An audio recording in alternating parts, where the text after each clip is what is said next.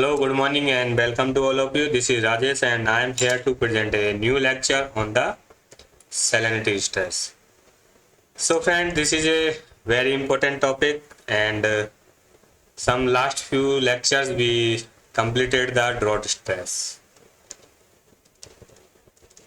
Now we will cover the second stress, that is known as salinity stress. Okay. So from the name we can say salinity means the excess of the salts. And after the drought stress, this is the second most major abiotic stress. Okay. And it is estimated that the 6% of the total earth area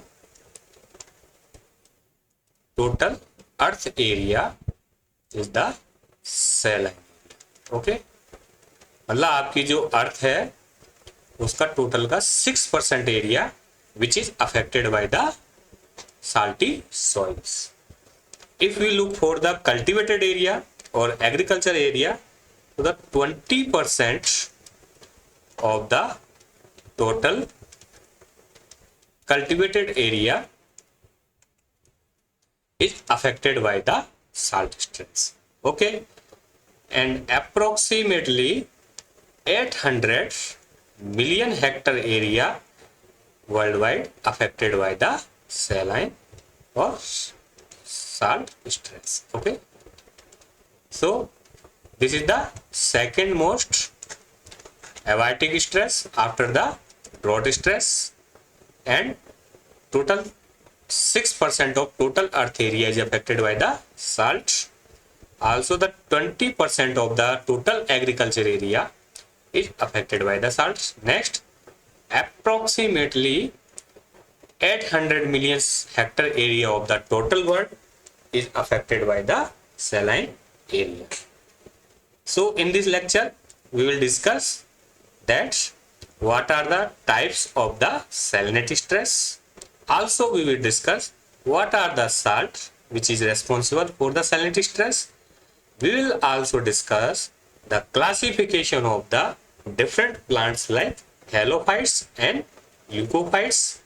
Then we will discuss the different screening techniques for the salinity stress. So let's start that what is the salinity stress. Okay, so in the pic you can see that this is the saline soil where the salt is very high. Okay, so this is a soil which have electrical conductivity of the saturation soil extract is more than 4 डेसीसाइमन पर मोल. Means आपका जो EC है वो कितना होगा, more than 4. Okay, which represent that there are approximately 40 millimolar of NaCl. मतलब आपका 40 millimolar अगर NaCl से ज्यादा आपकी सॉइल में अवेलेबल है, then this is called as a saline soil. And you know that when the salt is high, then the osmotic pressure is also high. So the osmotic pressure is approximately 0.2 megapascal. Okay, so the specialty of this saline soil is there is a high concentration of salt but the low concentration of exchangeable sodium. So the ESP, that is known as exchangeable sodium, this is less than 15 in the case of saline soil. But alkaline soil में क्या होगा, आपका EC है वो less than 4 होगा और आपका ESP है that is more than 15. Okay, now come to that soil salinization process. तो अभी तक हमने डिस्कस किया कि जो आपका सैलिनिटी स्ट्रेस है वो एक तो सेकंड मोस्ट आपका एबायोटिक स्ट्रेस है, second approximately 800 million hectare area जो वर्ल्ड का है that is affected by the salinity stress. Third point we discuss that approximately 20% of agriculture area is affected by the salinity stress. Fourth point is that in the 2050 approximately 50% of this area, 50% of agriculture area will be affected by the salinity stress. मतलब आपके 2050 में पूरी agriculture का 50% जो area है that is affected by the salts. So by the time climate change is one of the important factor which increasing the salinity stress. Okay, अब discuss करते हैं. इसके अलावा हमने डिस्कस किया that soil which have very high salt, कितना salt होना चाहिए? If there is a 40 millimolar of NaCl, then this is called as a saline soils. Also there will be a osmotic pressure of 0.2 megapascal, but the exchangeable sodium percentage is less compared to the alkali soil called as saline soil.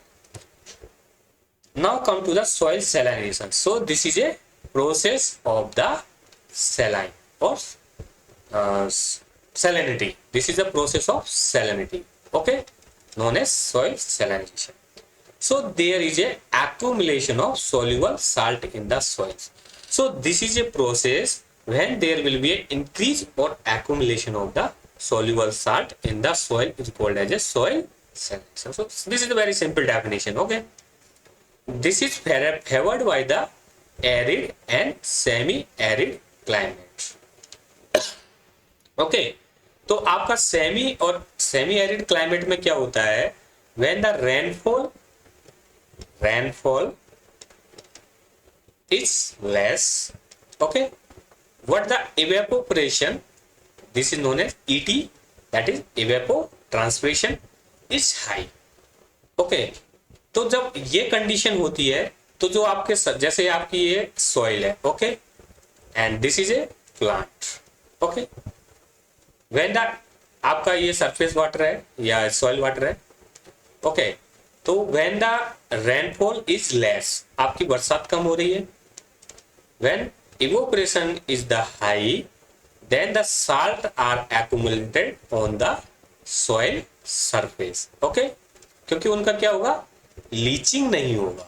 Okay, leaching means जो salt जब high आपका water होता है, rainfall होता है, तो salt क्या होते हैं?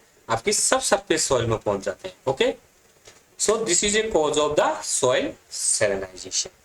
Okay, now come to the second types of the salinity. अब बात करते हैं कि salinity कितने टाइप की होती है. So the salinity is the two types. First one is the primary salinity.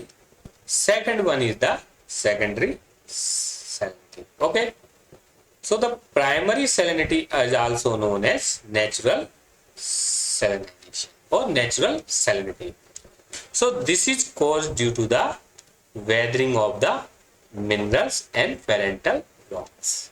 Okay, so आपको भी पता है कि जो आपका अर्थ है, ओके, अर्थ है, तो वो अर्थ क्रस्ट है, उसमें जो पेरेंटल मटेरियल्स है, जो रॉक्स है, that are salty in nature because there are so many salts are present in the parent rocks. So time to time by the weathering process, these minerals are accumulated on the soils and they increase the salinity. But this is a natural process. This is a natural process and this is also a very slow process. Okay. Second type की आपकी जो salinity है, that is caused by the human interference. और जहां भी human का interference हो जाता है मीन्स वो ज्यादा होता है. ओके, चाहे आप ड्रॉट के केस में चल जाओ, चाहे आप किसी भी केस में चल जाओ, whenever the human interference or anthropogenic interference, then there will be a very high cause of salinization. So there are so many practices like irrigations. Okay, if you are giving the irrigation by the salty water, right, or deforestation, overgrazing और intensive cropping, these are the cause for the secondary salinization because they are causing the less of the soil property, okay, and adding of the salt, okay. Also the salinity can be three types, okay. One is the groundwater associated salinity, if groundwater is saline. Second, non-ground or surface water associated salinity, if surface water is also saline. And third is the irrigation associated salinity, means the water you are applying by the artificially, this is salty. So जो आपका soil saline है वो three types हो सकता है, या तो आपका ग्राउंड वाटर सैलाइन हो, या आपका सरफेस वाटर सैलाइन हो, या फिर जो आप इरिगेशन के थ्रू अप्लाई कर रहे हो, that is, so there are three types of salinity, okay. So that is very clear कि आपकी दो टाइप की सैलिनिटी होती है और थ्री टाइप के वाटर से एसोसिएट हो सकती है, सरफेस, सब सरफेस और ग्राउंड वाटर और irrigation, okay. That is clear. Now come to the third point, the ions और साल्ट, कि आपकी जो सॉइल्स है उसमें कौन से salt and ions are present, okay. If we talk about the main cation, then there will be a sodium, calcium, magnesium and potassium, okay. So these are the major salt. Now come to talk about the major anions, then chloride, sulfate, bicarbonate, nitrate and carbonate. So these are the main anion. अब salt की बात करते हैं तो कौन कौन से हैं, that is NaCl, Na2SO4, Na2CO3 and NaSCO3, okay. Saline soil की अगर हम स्पेशली बात करें तो in this soil NaCl and Na2SO4 are the major salt, okay. So these are the major salt in the saline soil, जबकि Na2CO3 and NaSCO3 they are the major salt in the alkali soil, okay. इसके अलावा saline value we measures in the PPT, that is known as part per thousand, okay. So that is, this slide is very clear that what are the major cations, sodium, potassium, magnesium, calcium, anion, chloride, sulfate, bicarbonate, nitrate, carbonate, salts, sodium chloride, sodium sulfate, sodium carbonate and sodium bicarbonate. And saline soil में NaCl and Na2SO4, that is sodium chloride and sodium sulfate. Alkaline soil में sodium carbonate and sodium bicarbonate, and the unit is the part per thousand of PPT, okay. ये कभी कभी आप objective में पूछ लेते हैं, ppm में नहीं मेजर करते हैं हम इसको, PPT में मेजर करते हैं, राइट. अब बात करते हैं हम स्पीसीज वेरिएशन, कि there are so many variation for the salinity stress, okay. So basis on this, plants are classified in the three groups, okay. तो ये आपके थ्री ग्रुप्स हो गए. So group 1A first group, second group 1B, okay, group second that is, and group third, okay. तो in the group 1 we include the extreme halophytes, okay. These are the true halophytes, okay. Group B में भी हम include करते हैं halophytes में, लेकिन कहीं हद तक ये इससे नीचे हैं, means in the extreme condition there will be a reduction. Group second में हम क्लासिफाई करते हैं मॉडरेट टाइप पे. Some plants are halophytes and some plants are non halophytes, means up to moderate saline condition they can survive. And group 3 भी include the glycophytes plants which are very sensitive to the salt stress, okay. So group 1 is also known as extreme halophytes.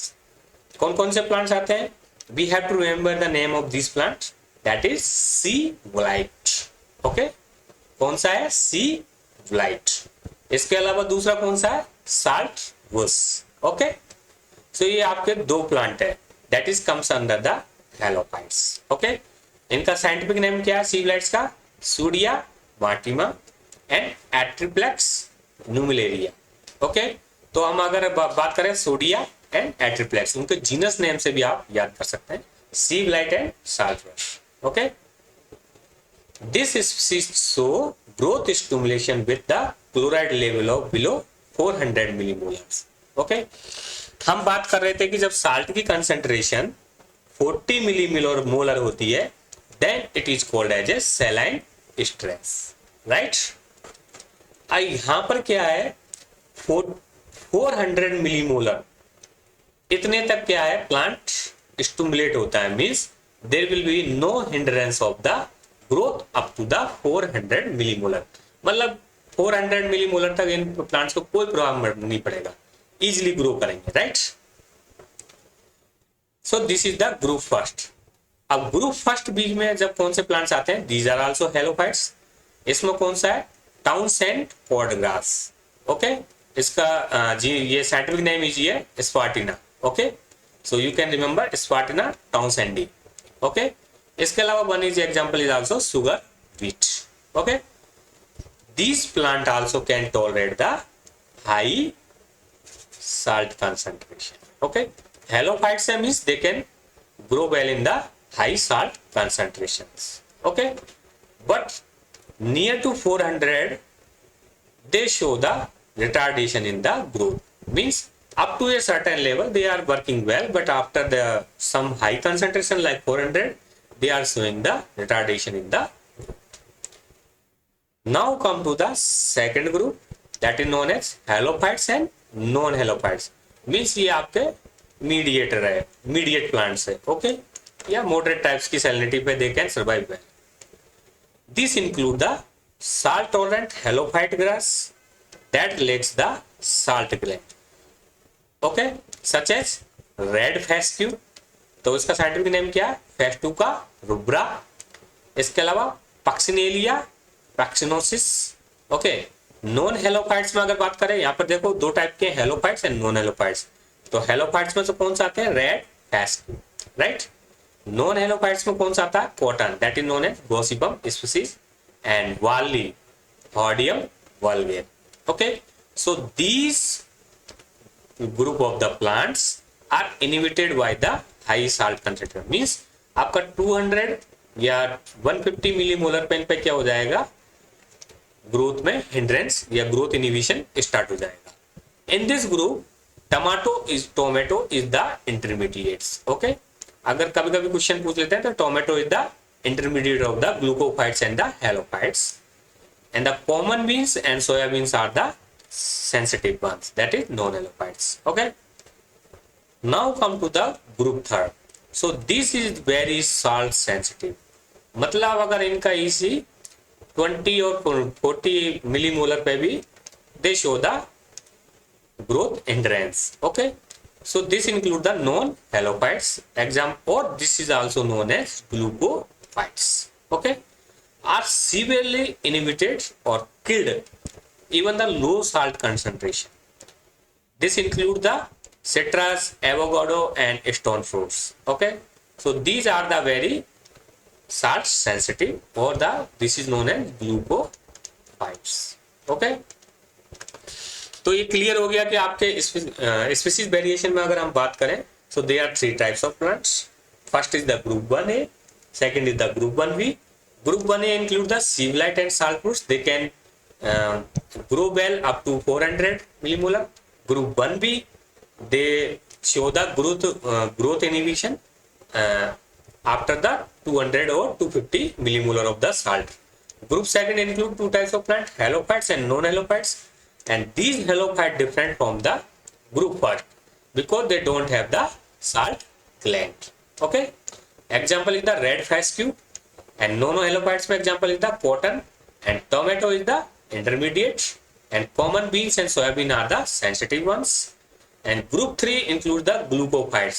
These are the very sensitive plants, and when the salt concentration is the 20 or 50 millimolar, they show the inhibition of the growth, and high concentration they can kill or completely retard the growth. Okay, example is the citrus, avocado and stone fruit. So this is very clear. Okay, also very important for the ARS mains exams. Okay, now come to the next slides. अब इसमें बात करें कि अगर हम कोई एक species लेते हैं जैसे व्हीट या बार्ली, तो उनमें भी, या सीरियल्स या पल्सेस, उनमें भी वेरिएशन मिलता है। जैसे plant differ greatly in their tolerance of the salinity. Okay, rice is the most sensitive and barley is the most tolerant. अगर हम सीरियल्स की बात करते हैं, सीरियल क्रॉप्स की, तो सीरियल क्रॉप में rice is the most sensitive cereals and barley is the most tolerant cereals. Okay, अब अगर हम व्हीट में बात करते हैं तो the bread wheat is moderately tolerant and durum wheat is the less tolerant. Okay, इसके अलावा tall wheat grass that is known as Agropyron elongatum is a halophytic relative of the wheat. तो आपको देखो अब व्हीट में कितने हमको variations मिल गया। जैसे हमारा जो टॉल व्हीट है that is the wild species, okay, halophytic relative of the wheat, Agropyron that is the halophytes. इसके अलावा ब्रेड व्हीट की बात करें that is the moderately tolerant, but durum wheat is the very less tolerant. Okay, इसके अलावा बात करें the variation in the salinity tolerance in dicotyledonous species even greater than in monocotyledon species. तो जो आपके डाइकोटिलेडोन स्पीसीज होती है that are more tolerant than the monocotyledons. Okay, but some legumes are the very sensitive, even more sensitive than the rice, like alfalfa and lucerne are very tolerant, and such as saltbush growing well at salinity greater than that of sea water. तो मतलब यहाँ पर ये कहना चाह रहे हैं कि जो स्पीसीज है, लेग्यूम है या सीरियल्स है, उनमें आपको वेरिएशंस मिलेंगे। ओके, तो this is very clear. Now come to the classifications. Okay, so this is halophytes and this is glycophytes. So halophytes is known as salt tolerant species and glycophytes is known as salt susceptible plant और species, and these halophytes effectively manage to convert potentially toxic ions into usable osmolytes, means they can manage the high salt concentration. Example, sodia salsa. And these glucophytes cannot tolerate long exposure at the mild salinity, means आपका ग्लूकोफाइट्स है वो आपकी थोड़ी लो salinity पे भी आपका inhibit हो जाएगा या फिर डाई हो जाएगा। Example is the rice. Okay, इसके अलावा this plant like this halophytes have some adaptive mechanism by which they can tolerate the high salt concentration. जैसे रेड मैग्रूव्स, ओके, आपने नाम सुना होगा mangroves. Okay, they have stilt roots. Okay, so this is in this photo, these are the stilt root. Okay, and also there are mangroves, gray and black mangroves. Okay, they have pneumatophores. Okay, and the mangrove parenchyma. Okay, like Atriplex, they have salt gland. Also there are some strategy like they are mangrove lenticels, means they are known as breathing pores. Also these halophytes senescence the older leaves. So इसका means ये है कि जो आपके halophytes plants है they have some adaptation mechanism like stilt root, pneumatophores, mangrove parenchyma, mangrove seedlings, mangrove lenticels, also they are salt gland. सो ये क्या करते हैं, आपके जो एक्सेस साल्ट है इसको मैनेज करते हैं। ओके, बट ये आपके ग्लूकोफाइट्स में नहीं मिलेगी, right. Now come to the screening method for the salinity tolerance. Okay, कि अगर हम लैब में अगर मेजर करें then how we can measure the salinity tolerance. So there are two types of method, first is the conventional method, second is the new methods. अब conventional methods में बात करें तो first method is the screening based on the leaf injury और that is known as necrosis. कि जैसे आपकी field में क्रॉप खड़ी है और वहां पर आपने सैलिनिटी के ट्रीटमेंट दे दिए अलग अलग, जैसे आपने 4EC, 8EC या 16EC, 12EC अलग अलग BC पे आपने क्रॉप को मेंटेन किया, तो वहां पर आपके डिफरेंट जो जीनोटाइप्स है उसमें आपके वेरिएशंस दिखेंगे। तो लीफ इंजरी से स्कोर कर सकते हैं कि आपकी लीफ इंजरी का कितना % डैमेज हुआ है। तो उसको स्कोरिंग कर सकते हैं कि 25%, 20%, 30%, 1, 2, 3 स्कोरिंग करके कि कितना आपका इंजरी हुआ. So based on this we can measure the we can screening for the salinity tolerance. Second है आपका chlorophyll stability index and osmotic adjustment. तो ऑस्मोटिक एडजस्टमेंट हम लास्ट क्लास में पढ़ चुके हैं कि जो आपका ग्लाइसिन, बिटालिन है, प्रोलीन है, इनको हम मेजर कर सकते हैं. इसके अलावा हम क्लोरोफिल कंटेंट में मेजर कर सकते हैं कि क्योंकि क्लोरोफिल क्या होता है, डैमेज होता है ड्यूरिंग द स्ट्रेस और salinity stress. Third, screening based on the growth, कि जो आपके जैसे सीडलिंग बिग्योर है या प्लांट हाइट है या फिर लीव नंबर है या बायोमास है, इन बेसिस पे भी हम मेजर कर सकते हैं. These are the conventional method. इसके अलावा बहुत सारे स्पेसिफिक ट्रेट्स है. तो जैसे आपका कोई भी स्पेसिफिक ट्रेट्स होता है सैलिनिटी के लिए, जैसे आपका लीफ वेट है, स्पेसिफिक लीफ वेट है या फिर आपकी लीफ एरिया है, इन बेसिस पे हम मेजर कर सकते हैं salinity tolerance. Now come to the new methods. Okay, तो first is the infrared thermography. Okay, so by the use of infrared thermography we can measure the, क्योंकि ये थर्मोग्राफी ये भी स्क्रीन करने काम आती है. यूजिंग जापानीज पेपर पोर्स, तो आप पोर्स में एक सैलाइन वाटर से ट्रीटमेंट करके हम यूज कर सकते हैं. Third experiment is the hydroponics. तो हाइड्रोपोनिक एक्सपेरिमेंट में भी हम डिफरेंट सैलिनिटी ट्रीटमेंट देके मेजर कर सकते हैं. Soil pores irrigated with the saline water, इसके थ्रू भी हम मेजर कर सकते हैं. Next is the sand culture या न्यूट्रेंट मीडियम या न्यूट्रेंट फिल्म. तो हम सैंड लेके उसमें न्यूट्रेंट्स का, होगलैंड का अलग अलग सॉल्यूशन, अलग अलग स्ट्रेस, साल्ट स्ट्रेस देके कर सकते हैं. या फिर आयनिक रेगुलेशन इंडाइसेस कुछ यूज कर सकते हैं हम. So these are the some new methods. तो इसका मतलब ये है कि we have two types of method, that is the conventional and new methods. तो दे आर डिफरेंट, लाइक इस necrosis, chlorophyll stability, based on the growth, also based on the specific traits. या we can use the some advance machines like thermography और hydroponics. We can use the some pot lab experiment, sand culture, also some regulation indices. So these are the screening methods for the salinity stress.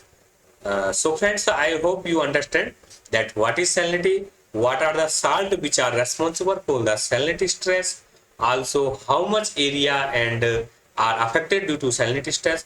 Also we discussed that what is the halophytes, glucophytes, and what are the strategy used by the halophytes to adopt this high salt stress. Also we discussed the different screening method for the salinity stress. So this is about the salinity stress. Hope you understand today's lecture, and thank you very much.